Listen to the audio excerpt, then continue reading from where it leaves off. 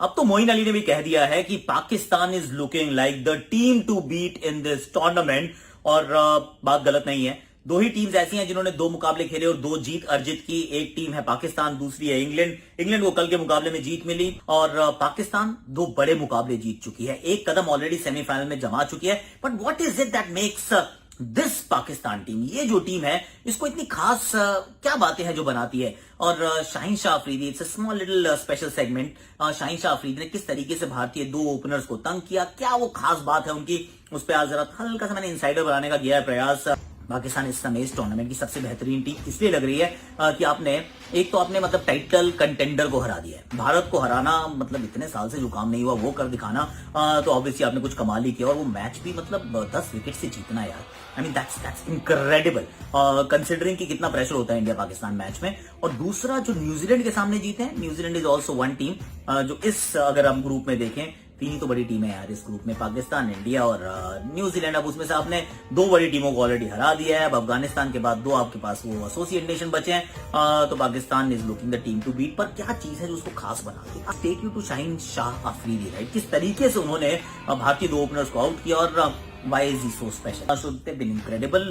पर जो अच्छी बात जो मुझे लगी है कि दो मुकाबलों में 6 आपके पास हीरोज ऑलरेडी आ चुके हैं और बाकी भी जो है मतलब वो सपोर्ट कास्ट में बहुत खराब काम नहीं कर रहे। पर 6 तो आपके जेन्युइन हीरोज आपके पास दो मुकाबलों में ही आ गए। पहले में रिजवान, बाबर, ये दो बल्लेबाज, शाहीन शाह अफरीदी, जिस तरीके से शुरुआत की, बाकी सबका सपोर्ट रोल था, मतलब मेन लीड कैरेक्टर्स नहीं थे। अब आप दूसरी जगह पहुंचते हैं, रिजवान वहां पे भी हल्का सा अपना कंट्रीब्यूशन करते हैं, पर उससे पहले हारिस रऊफ जबरदस्त गेंदबाजी करते हैं।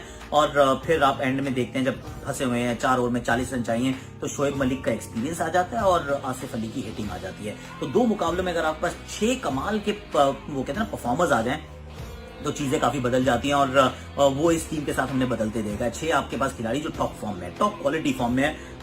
पर जो महत्वपूर्ण बातें हैं जो इस टीम को एक्चुअली थोड़ा सा अलहदा बनाती हैं, इरफान हमारे बड़े कमेंट्री में से बोलते हैं अलहदा, यानी कि सबसे अलग बनाती हैं। उसमें पहले तो इनके जो दो ओपनर्स हैं और जिस तरीके की फॉर्म में है, रिजवान और बाबर एक दूसरे को बहुत अच्छा कॉम्प्लीमेंट करते हैं। Rizwan is an aggressive batsman, Babar थोड़ा सा कंजर्वेटिव है, वो टेक्निकली कॉम्पैक्ट है। Rizwan is just swash buckling.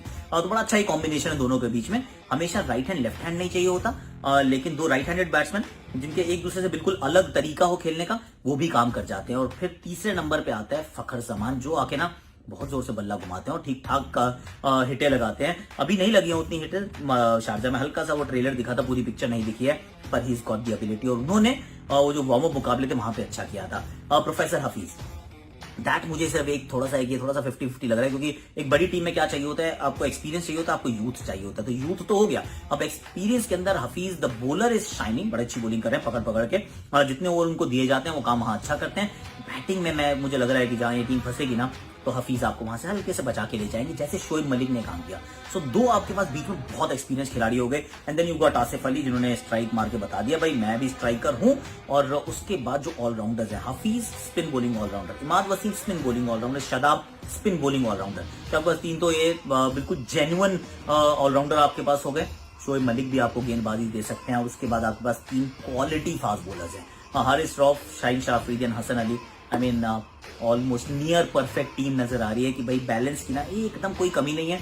अब यहां से अगर वो आगे ना पहुंच पाए, ट्रॉफी तक ना पहुंच पाए, तो that will be different story. But Pakistan is the team to beat at this point in time. और एक